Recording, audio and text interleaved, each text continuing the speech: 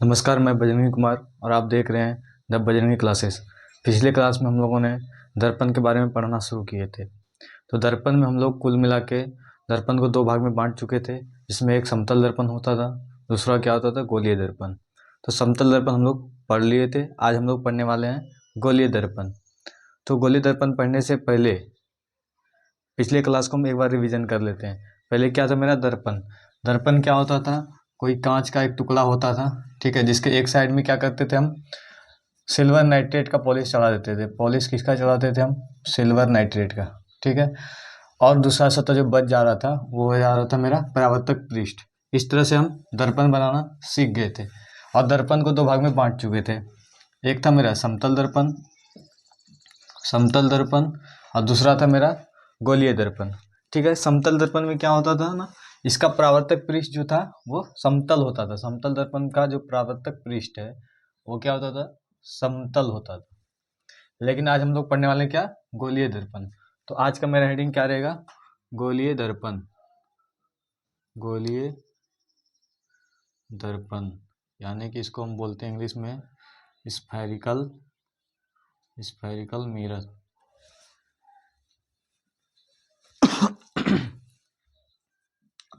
Spherical mirror, ठीक है। ये मेरा क्या है, गोलीय दर्पण है। तो गोलीय दर्पण होता क्या है, सबसे पहले इस चीज़ को जानेंगे। गोलीय दर्पण क्या होता है ना, कि जिस दर्पण का हम कह सकते हैं कि जिस दर्पण का परावर्तक पृष्ठ क्या होता है, गोल होता है, गोल होता है, उसे हम क्या बोलते हैं, उसे हम गोलीय दर्पण कहते हैं। गोलीय दर्पण कहते हैं, ठीक है।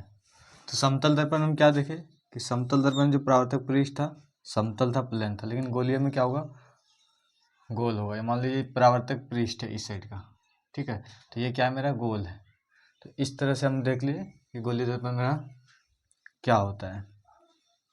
अब जो है गोलीय दर्पण को हम मुख्य रूप से दो भाग में बांटते हैं, ठीक है। कौन कौन सा वो देख लेते हैं एक बार। तो गोलीय दर्पण को हम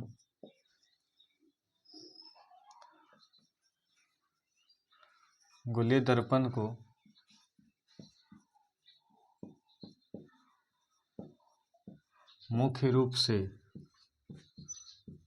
कितने भागों में बांट सकते हैं हम, तो कुल मिला के दो भागों में इसको हम बांट सकते हैं। दो भागों में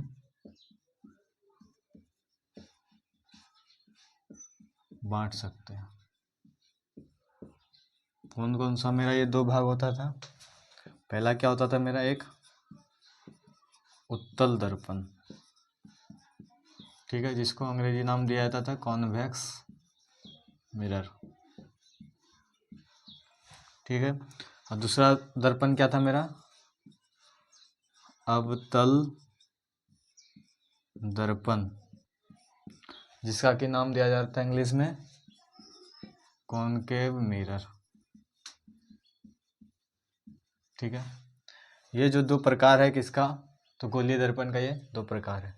अब गोलीय दर्पण से जो है ये उत्तल दर्पण और अवतल दर्पण बनता कैसे है, उस चीज़ को जानना, मतलब उस चीज़ को जानने का कोशिश करेंगे।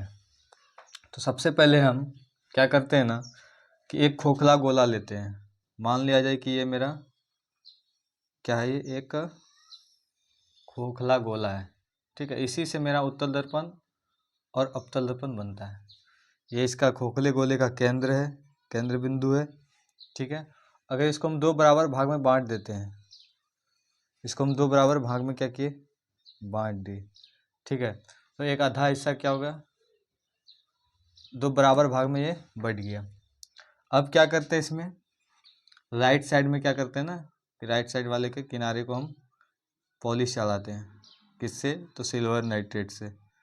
ये हम पॉलिश चढ़ाना इसमें शुरू कर दिए। ये इसको पॉलिश किए, जिसका क्या है, ये एक साइड, ये बाहरी भाग पॉलिश हो चुका है, और इसका लेफ्ट साइड में जो टुकड़ा है उस टुकड़े के हम आंतरिक भाग में पॉलिश चढ़ाएंगे। ये मेरा आंतरिक भाग है, इस पर हम पॉलिश चला दिए।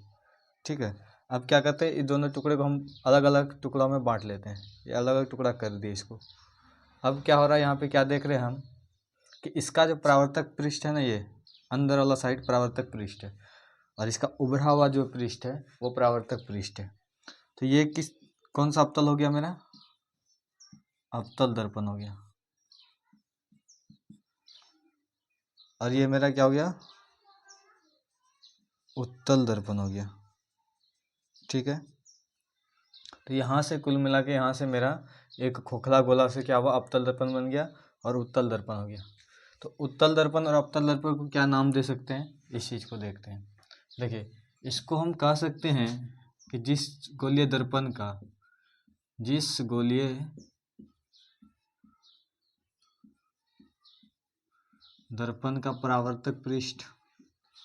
परावर्तक सतह क्या हो, परावर्तक सतह उभरा हो, उसको हम क्या बोलते हैं, उत्तल दर्पण बोलते हैं। और जिसका क्या होता है, धसा हुआ होता है। जिस गोलीय दर्पण का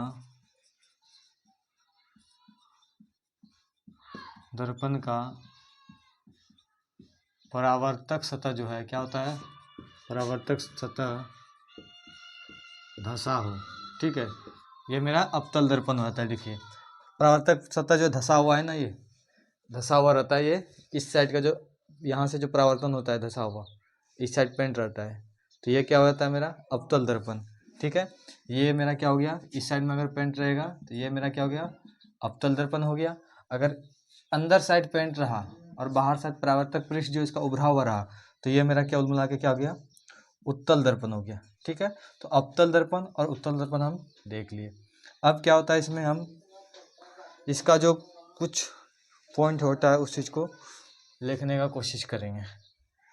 ठीक है,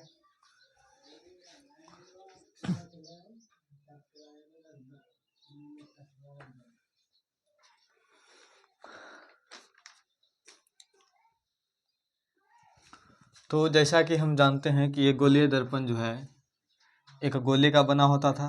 तो इसमें इसका कुछ केंद्र भी होगा, कुछ दूरी भी होगा। जो जो जिन जिन बिंदु का यूज किया था उसका हम नाम जानने का प्रयास करेंगे।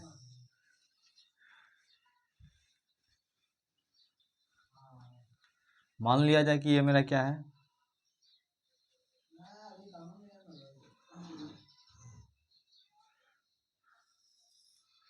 ये मेरा अवतल दर्पण हो गया।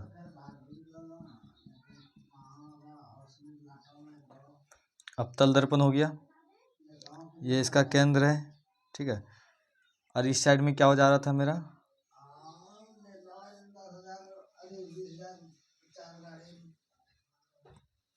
देखिए अब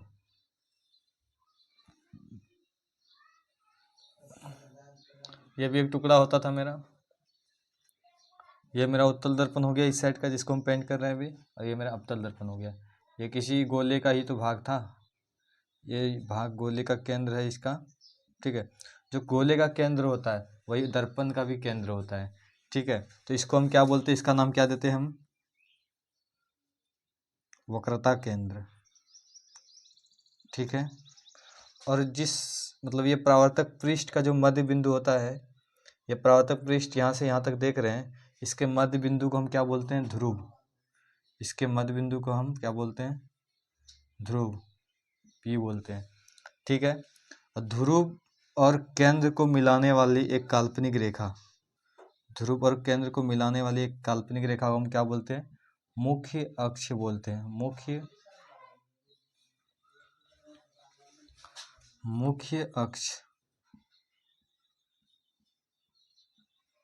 मुख्य अक्ष या फिर इसको बोलते हैं, नाम क्या देते हैं, प्रधान अक्ष। ठीक है, ये वक्रता केंद्र हो गया, ये ध्रुव हो गया, ये प्रधान अक्ष हो गया। अब जो है, जो इसकी त्रिज्या है, गोले का जो त्रिज्या है वही त्रिज्या क्या होता है, दर्पण का भी त्रिज्या कहलाता है। यानी इसको हम वक्रता त्रिज्या के नाम से जानते हैं। तो यहाँ से यहाँ कुल मिला के ये क्या है, रेडियस है किसका, तो ये गोले का रेडियस है। और वही रेडियस जो है दर्पण यानी कि अवतल दर्पण या उत्तल दर्पण का भी रेडियस होने वाला है। ठीक है, तो इसको हम क्या बोलते हैं, ये मेरा वक्रता त्रिज्या हो गया, वक्रता त्रिज्या हो गया। अब क्या करेंगे, एक एक पॉइंट को हम डिफिनेशन के तौर पे लिखना शुरू करेंगे। ठीक है, चलिए।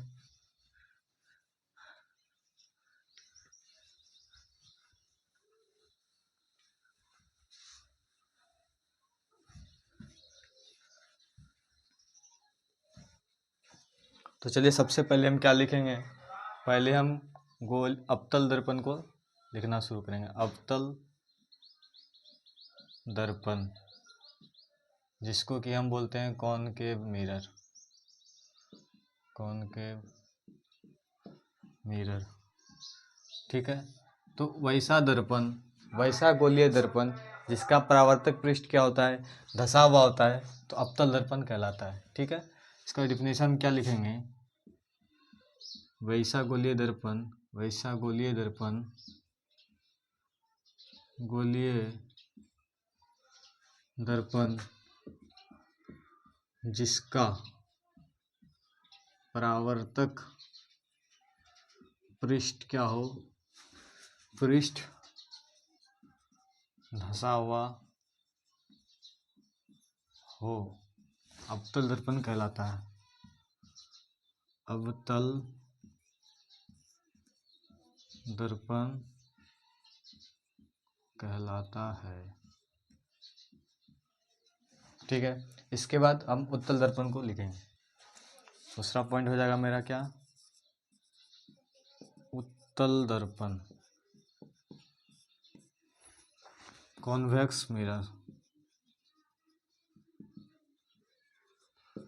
इसका डिफिनेशन हो जाएगा, वैसा गोलीय दर्पण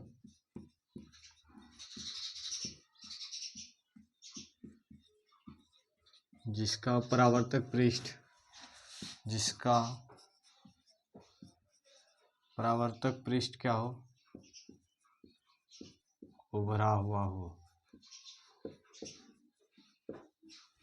क्या होता है, ये उत्तल दर्पण हो जाता है, उत्तल दर्पण होता है, उत्तल दर्पण कहलाता है। इसके बाद तीसरा पॉइंट हम लिखेंगे वक्रता केंद्र, वक्रता केंद्र। ठीक है, तो वक्रता केंद्र क्या होता था मेरा, कि ये जो है गोलीय दर्पण, जिस एक खोखले गोले का दर्पण यानी कि बना हुआ था, तो उसी के केंद्र को हम क्या बोलते हैं, वक्रता केंद्र बोलते हैं। ठीक है, तो इसका डिफिनेशन हम लिख सकते हैं कि गोलीय दर्पण जिस खोखले गोले का बना होता था, क्या लिखेंगे इसका, गोलीय दर्पण जिस खोखले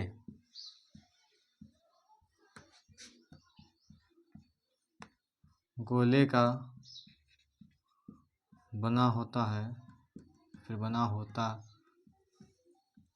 है, गोलीय दर्पण जिस खोखले गोले का बना होता है, तो गोले का तो कुछ केंद्र होगा, तो गोल बना होता है, उसी के केंद्र को, यानी गोले के ही केंद्र को हम क्या बोलते थे, दर्पण का, गोले के ही केंद्र को दर्पण का वक्रता केंद्र कहते हैं, या फिर कहते हैं, या फिर कहा जाता है। ठीक है, जिस गोले का ये बना हुआ था ना, इसका तो कोई केंद्र होगा, यही केंद्र जो है क्या कहलाता था, दर्पण का क्या कहलाता है, वक्रता केंद्र कहलाता है, वक्रता केंद्र, केंद्र कहलाता है। ठीक है, अगला पॉइंट क्या है मेरा, मुख्य अक्ष या फिर प्रधान अक्ष, मुख्य अक्ष या फिर प्रधान अक्ष। तो इसका डिफिनेशन क्या हो जाएगा कि वक्रता केंद्र, इससे पहले आप बोल को जान लीजिए, ध्रुव को। तो इससे पहले हम किसको जान लेते हैं, ध्रुव को। ध्रुव क्या होता था कि गोलीय दर्पण का जो परावर्तक पृष्ठ होता था, उसके मध्य बिंदु को हम लोग क्या बोलते हैं, ध्रुव बोलते हैं। यानी गोलीय दर्पण का परावर्तक पृष्ठ, ये दर्पण है, ये परावर्तक पृष्ठ इधर भी हो सकता है, इधर भी हो सकता है। ठीक है, तो इसका जो मध्य बिंदु है, इसका जो मध्य बिंदु बीच में है, ठीक है, ये बिंदु क्या कहलाता है, ध्रुव कहलाता है। इसको P से सूचित करते हैं, ठीक है। अब वक्रता केंद्र को हम C से सूचित करते हैं। वक्रता केंद्र को हम इसे बड़ी C से क्या किया जाता है, सूचित किया जाता है, ठीक है। ध्रुव क्या है कि गोलीय दर्पण के परावर्तक पृष्ठ के मध्य बिंदु को, यानी गोलीय दर्पण के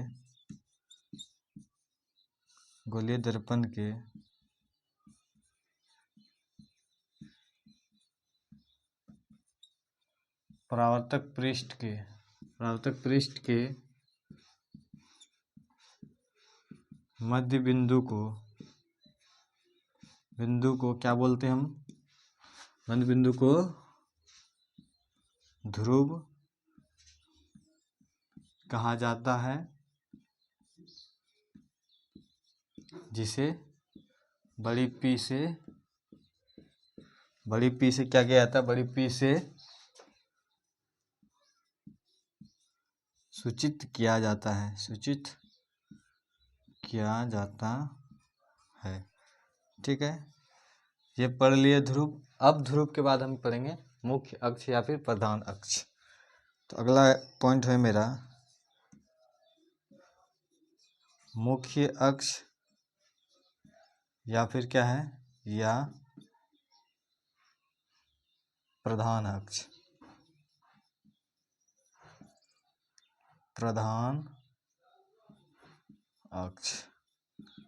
ये क्या होता है ना कि वक्रता केंद्र और ध्रुव को मिलाने वाला एक रेखा होता है, ठीक है।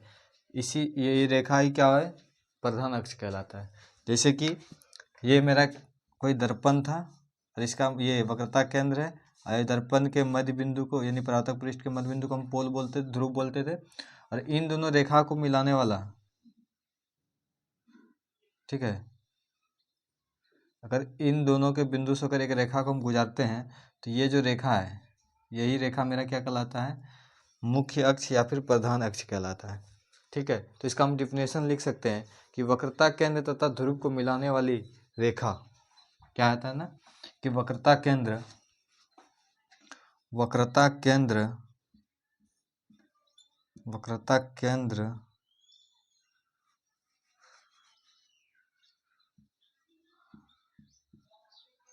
और ध्रुव को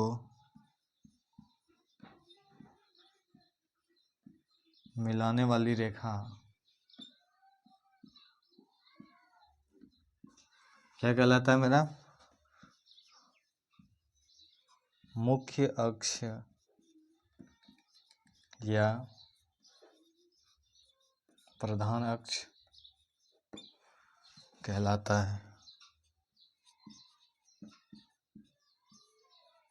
ठीक है। इसके बाद अगला पॉइंट है मेरा, क्या है अगला पॉइंट, मुख्य फोकस या फिर फोकस। तो इतना सा पहले सबसे ये बेसिक चीज़ था दर्पण के बारे में कि दर्पण में कहाँ क्या होता है और कहाँ क्या नहीं होता है, ठीक है। तो इन चारों ये 3 पॉइंट जो देखे, ठीक है। और एक चौथा पॉइंट क्या है मेरा, मुख्य फोकस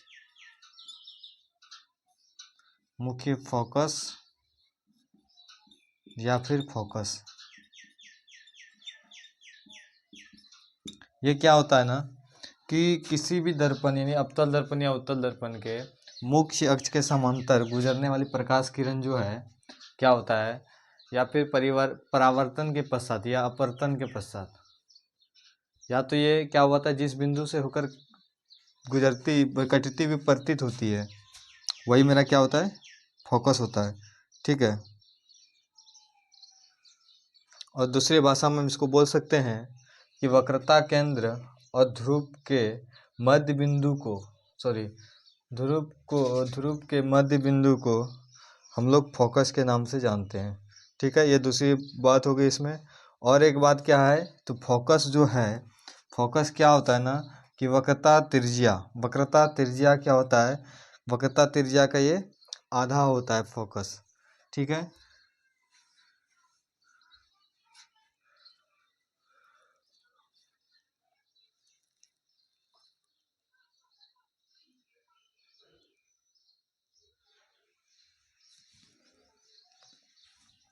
अब इन 3 बिंदु को हम क्या करेंगे, एक फिगर के आधार से, फिगर से समझने का प्रयास करेंगे। ठीक है, तब तक हम मिटाते हैं।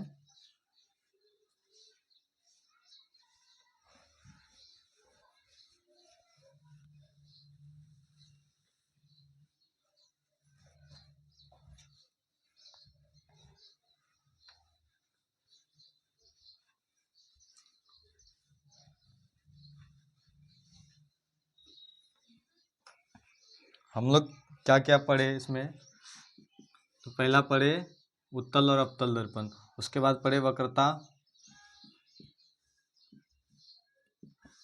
केंद्र, उसके बाद ध्रुव पढ़े, उसके बाद पढ़े मुख्य अक्ष, उसके बाद पढ़ेंगे हम वक्रता त्रिज्या।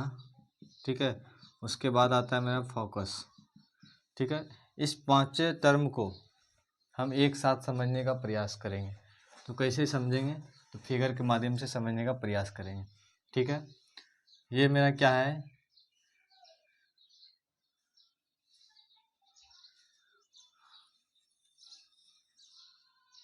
एक खोखला गोला था, इससे हम क्या बनाए, इसको बीच से काट दिए। ठीक है, बीच से जब काट दिए, इसका तो कोई मध्य बिंदु या केंद्र होगा ही। ये केंद्र ही क्या होता है ना, दर्पण का वक्रता केंद्र कहलाता है। ठीक है, ये बिंदु दर्पण का वक्रता केंद्र कहलाता है। और इस वाले क्षेत्र यानी इस वाले हिस्से या फिर इस वाले हिस्से को, दोनों में से कोई ले सकते हैं, कोई दिक्कत नहीं है। तो इसके जो ये परावर्तक पृष्ठ हो गया, ठीक है, ये तो परावर्तक पृष्ठ का ही लंबाई है ना। तो इसके मध्य बिंदु को हम क्या बोल रहे थे, इसके मध्य बिंदु को हम ध्रुव के नाम से जानते थे। ध्रुव, जिसको कि हम पी से सूचित करते थे। और ये मेरा क्या होता था, ये वक्रता केंद्र। वक्रता केंद्र क्या होता था, यानी कि दर्पण जिस खोखले गोले का बना हुआ था ना, तो उसी के केंद्र को हम वक्रता केंद्र कहते थे, और इसको हम बड़ी सी से सूचित करते थे। उसके बाद क्या हुआ ना, एक रेखा हुआ, वो रेखा क्या क्या, वक्रता केंद्र और ध्रुव को मिलाते हुए गया। एक रेखा खींचे, मिलाते हुए गया। इस रेखा का क्या नाम दिए हम, मुख्य अक्ष, मुख्य अक्ष या फिर प्रधान अक्ष। ठीक है, ये दोनों को मिलाने का काम किया किसने, तो मुख्य अक्ष या फिर प्रधान अक्ष। उसके बाद जो इसका त्रिज्या, ये गोले का जो त्रिज्या होता था, इसी त्रिज्या को हम बोलते थे वक्रता त्रिज्या। दर्पण के लिए ये क्या हो जाएगा, वक्रता त्रिज्या। ठीक है, जिसको कैपिटल आर से सूचित करते हैं। उसके बाद आ रहा था फोकस।